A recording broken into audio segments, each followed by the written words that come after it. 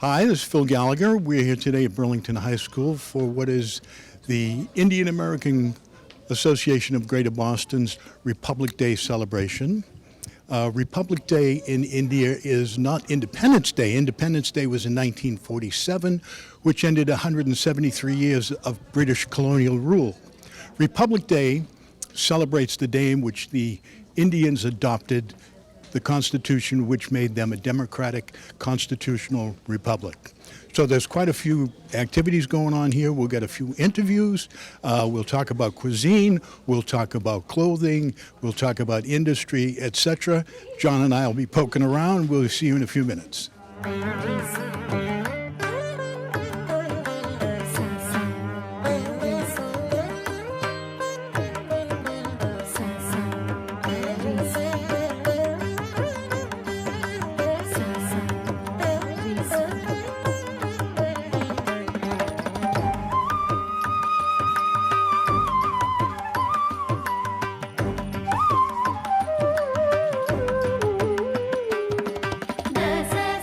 I'm here with Vandana Khan, proprietor of Naomi Collection. Naomi Collection. She is one of the many vendors that are here today, and her specialty is Indian clothing and Indian jewelry. So we want to talk about both of those things, beginning with traditional Indian women's garb. What materials generally are they made of?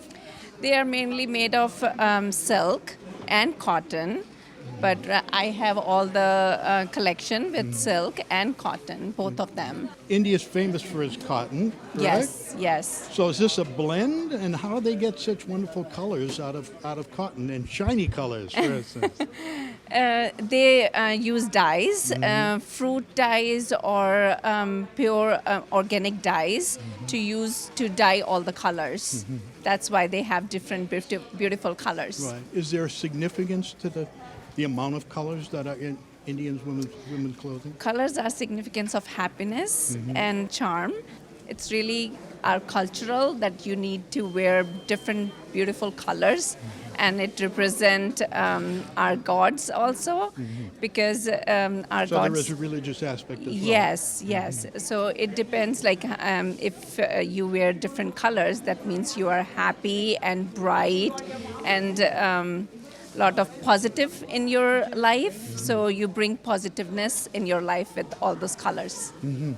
Now, the sari, is that correct? Yes. Is that traditional Indian garb Yes, for women? Sari is the Indian traditional wear. We wear saris in all different events and cultural events, and especially in religious events. So it has stood the test of time then, huh? Yeah. Now let's talk about the jewelry, and we'll get a shot of that in a moment. But there's a lot of religious significance in Indian jewelry as well, right? How many religions are there in India? There are main is like Hindu, Sikh, Muslims, and Christians too. Buddhists too? Buddhists too, As well? yes, as well. And there are so many other religions too. Well, it's like languages in India, Just right? like we have a lot of languages, There's yes. 22, I think, and there's like 1,200 dialects, Yes, right? 20, yes. So there's a lot of places you can go in India and not understand anybody, right? But main common is Hindi and English. Hindi and Yes, English. Hindi is the main language, and English also people speak. So what is the gold seems to be the primary material that are used in Indian iconic jewelry. Why not diamonds and rubies? And rubies are as well, are they not? So these are all costume jewelries. So in these costume jewelries, you have all the different varieties, but they are all fake. They are not really gold and diamonds. People really love gold and diamonds, but they are in different stores. You know, you have to go to big stores. Not in these events. You get only costume jewelries most of the time, and they are all represents gold and diamonds, you know. It'd be difficult to carry around that much value to Yes, different venues, yes, right? yeah, right. Right. Well, good luck today. We're early, but we're starting to fill up, so I hope it's a good day for you, Yes, productive-wise. thank you so much. Thank you. Thank you.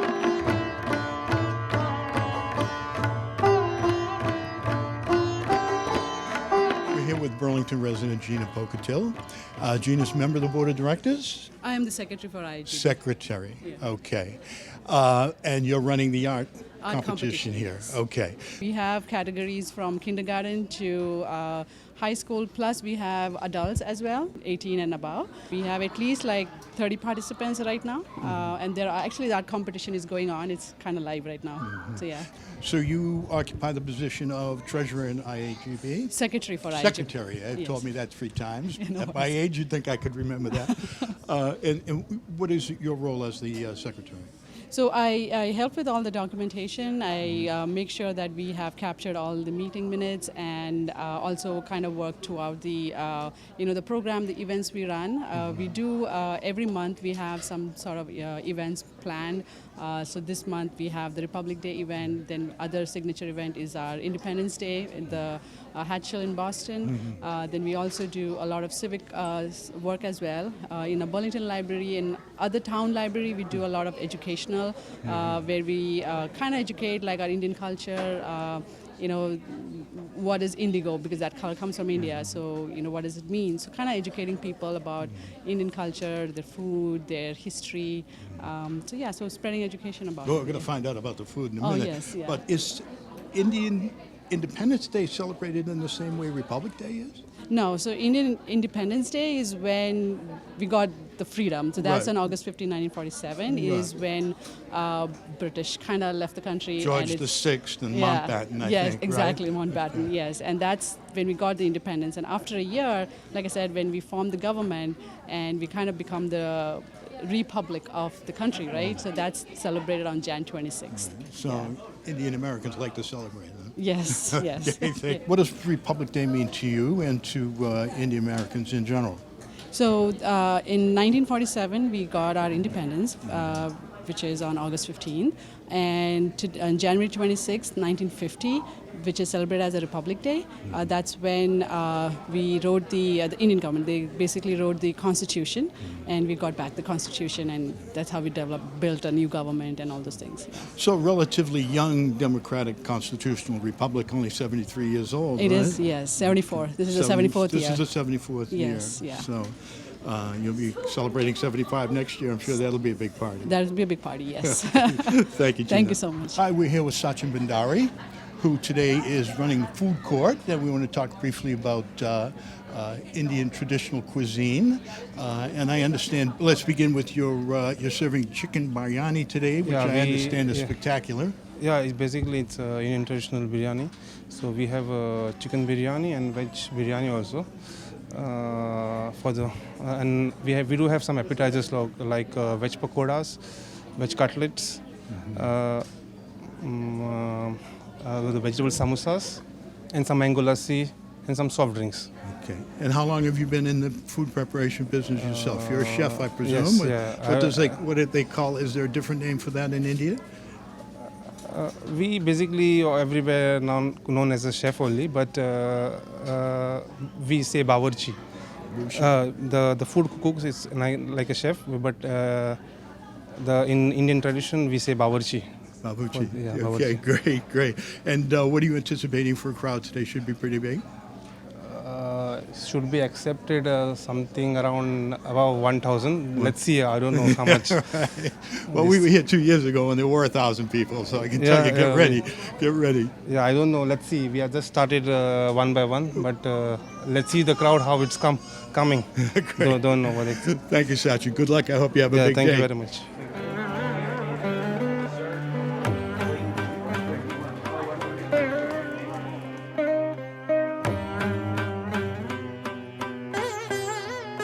I'm here with British Raj. We're looking at 3D printing, one of the vendors that are here today. And you are part of a non-profit? That's right. The IIT Association of Greater New England, IIT Agni. So we are alumni of the Indian Institute of Technology in India. And we are interested in promoting STEM education, especially for children. So as part of that, we have an initiative to teach children in school 3D printing. So give them exposure to 3D printing. So during the pandemic, we bought a dozen 3D printers to print masks and shields. In the early days, so we printed thousands of masks and shields, which we gave to medical professionals. Now that the pandemic is winding down, we have a dozen 3D printers. So we want to use them to actually teach kids to do 3D printing. So So you're going around to libraries and various school systems and doing demonstrations of it? demonstrations as well as hands-on. So the kids bring their own laptop and they can connect to our 3D printers and they can print items. So they'll know about the technology, they learn about the technology, and then they can go to one of the public sites like Tinkercad and they can make their own design and then print it. As far as an industry is concerned, this was relatively new 10 years ago. That's right. Okay, now we're printing aircraft parts and things of that sort. How far can this thing go? I think the sky is the limit. It's gone through a little bit of hype, but I think that 3D printing is going to become a very standard part of manufacturing as well as ordinary life. So if I have a lamp or lantern or a toothpaste holder or something I want to print, or if I want to show my design, right? So if I imagine a design, I can go to Tinkercad and I can make the design and then print it. And so that somebody can hold it and they can see what it's all about. It's useful in architecture too to do models and things of that sort to then scale up to That's right. real world. That's right. In architecture, interestingly, there's now initiatives to 3D print houses. So you can 3D print a house. So you have a concrete, instead of a filament, you can actually have concrete from a mixer that goes to a nozzle and then you can print a wall, you can print a room. Really? So any material that can be fluid, viscous, can be used in 3D printing. Exactly. So the idea here is that you have sort of like a gantry that's sitting in the middle of the house, and then that gantry has a nozzle that goes up and down, just like this one. Just like this. And then it's printing concrete instead of plastic. So, What's next? Yeah. So I think that the sky is the limit as far as 3D printing is concerned. So one of the children who have come to this class, they are thinking about 3D printing wings, prosthetics, right? Even biomedical equipment. So if you have a scan of somebody's hand and you want to make something that fits their hand or the part of the body, then you can 3D print. And there are ideas like 3D printing living cells. So you can 3D print basically cells on a structure, and then those cells will grow. Right? So I know this is going to happen because I've seen it in a sci-fi movie. no, it's only a matter of time. It's only a matter of time, I would say. Rupesh, thank you very much. Thank you. You're welcome. I'm here with Neelam Wally, who is the president of Vishali of Boston. She's a Billerica resident. They also have a branch in Burlington, which yes. we've done numerous interviews have, on. yes, yeah. But tell us about Vishali and what your mission statement is. So Saheli has been in business for last 25 years in Burlington, and our mission is to help domestic abuse Southeast Asian plus Arabic women. And we have helped over, just last year, 300 women, families and children, Is this a problem that is increasing or decreasing? It is increasing because of the COVID. I mean, the problem has been there for a long time. Any nation you take, the domestic abuse has been a big problem everywhere. But being South Asian, we come as immigrants or we come as workers. And by the time they get used to the system here, women have a lot of heart problems, They are not able to find jobs because husbands are the only ones who can find jobs here. Being at home with children, it becomes hard. And that's the traditional sense in the Asian world, in the Southeast Asian world? Yeah, I mean, it is. Even though women are pretty educated now, they want to get out. But, our family structure is such that men are more revered, They are supposed to be running the household, but in this country, it doesn't work anymore. No. We are equal partners, right? Yeah. Even though it is happening in India as well, we are, women are much more educated than we used to be, I would say 50 years back, But Now, are you growing? Do you have a demand for more funds because the population of immigrants from that region is growing, particularly in Massachusetts? yes, I think a lot of software, hardware engineers have come, and they have brought their families with them. With the families come issues, so yes, I think it has increased, but at the same time, we are so lucky to be in this country where resources are there. We create, At Saheli, we have created the mental help, the physical help, the psychological help, getting them apartments to live in. Police has been a big part of our system. I think Burlington Police has been really, really big for us. Anytime we have cases in Billerica, Burlington, Quincy, anywhere, police has really helped us. And then provide resources. We are lucky to have state grants. We are lucky to have federal grants, which gives us money for housing, gives us money for mental issues, legal issues. So we are really blessed. I can't even tell you. 25 years has just flown by, and we have helped close to 15,000 women. That includes children and men, And we do not close the doors for men. Men can come as well, We will take care of anybody who walks in. Lately, because of the Arabic population that is coming in this country, we have a lot of clients from that part of the world as well, Afghanistan, Iraq, any of the Arab countries, and our doors are open for them as well. Right. And that's a big part of our services. Wonderful. Well, good luck. Thank you. Thank you so much. Nice to meet you. I'm here with President of the IAGB, Vishali Gade. Welcome aboard. This is your second year as a presidency. Yes. Coming back from the pandemic. Yes. So, first big event since then? Absolutely. And how is it going? It's going, a little overwhelming, but we have a lot of community members here, a lot of volunteers, and of course my own IGB EC team, we call them Executive Committee, they are here to help. So far things are going good. Now it seems as though from the last time that we were here, there's a large amount of different competitions for the children, for instance. Correct. So we have added quite a few competitions from the last time. One is the dessert competition, which is, you can prepare any dessert and it will be judged based on what the innovation is, how is the taste is, and how you present it. So we call it tip, technique, innovation, and presentation. And I presume none of that will be left over. We told them bring 4 servings to feed all of these people here, so hopefully. Now, what about the mini Shark Tank or the teeny Shark Tank event? Teeny tiny Shark Tank is something we introduced last year. Last year we held it virtually, and that is one competition which has just picked up. Seems like kids, they have just very, very innovative ideas. I will tell you one of the ideas that they came up with. Hey, we don't like to take the vaccines. Can we just have a pill as a vaccine? And something like that. So kids have really picked up on those ideas, and they like to talk about those ideas. And it is just to bring that entrepreneurship spirit out, give them a platform. That is the whole goal. And they get a lot of presentation experience, even at that age. You got chess, you got poetry, you got essay. What else do you have? We have carom, we have art, and we have junior Shark Tank. Now, junior Shark Tank is similar to like the main Shark Tank that you see on the TV, except it's for middle schoolers and the high schoolers, but they get real seed money. Now, one of the questions we've asked today to some of the participants is, you're pretty young. I presume your grandparents... You can say that. I hope your grandparents are still alive? Unfortunately, no. Okay. During the course of your growing up with them, did they relate to you events surrounding 47 and 1950 and the excitement evolved around Republic Day? Absolutely. So my grandfather and my grandma both came from a very, tough childhood, and that's why. And my grandfather actually, he did fight in the freedom fight 1947.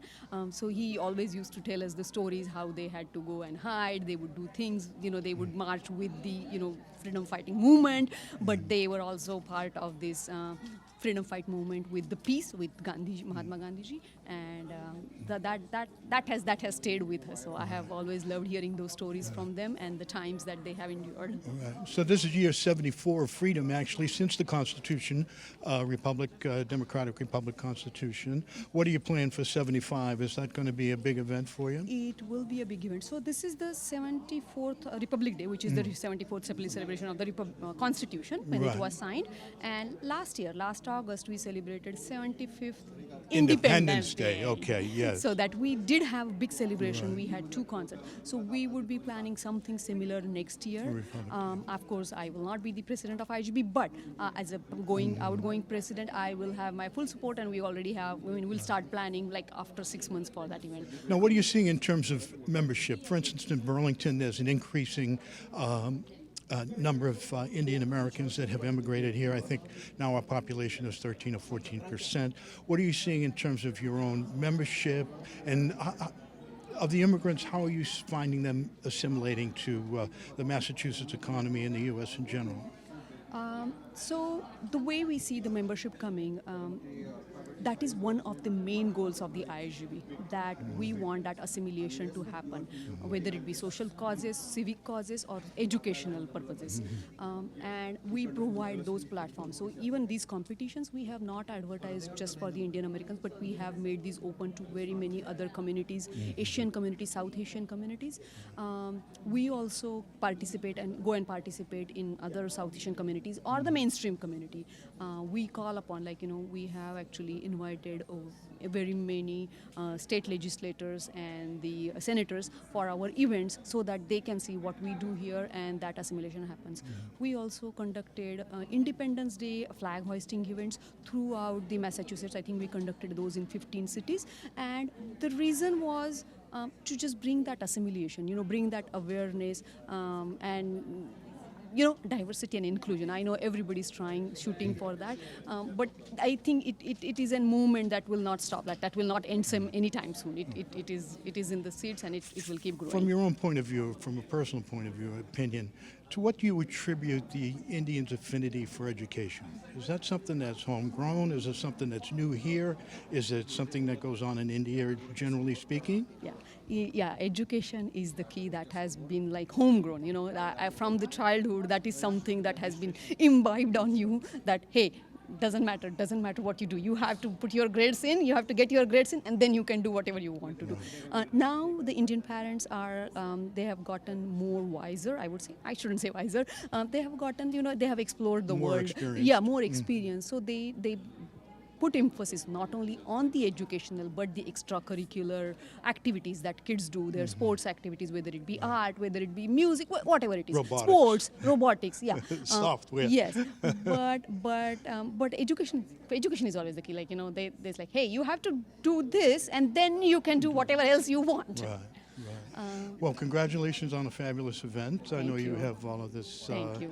You've been in there giving orders relative to the fashion show and the yes. So we entertainment. Yes. So we have been going with the meetings and everything for past 1.5 months, telling everybody what to expect and what to do and how to conduct the events, and now getting the stage ready for the main event at 4:00. Great, wonderful. Thank you. What a great event. Thank you so much. Thank you for joining us. Well, once again, it's been an interesting day here at the Republic Day celebration for the Indian American Association of Greater Boston. We've seen a large number of vendors. There'll be many performances. There's also been a number of technical booths here and informative educational booths.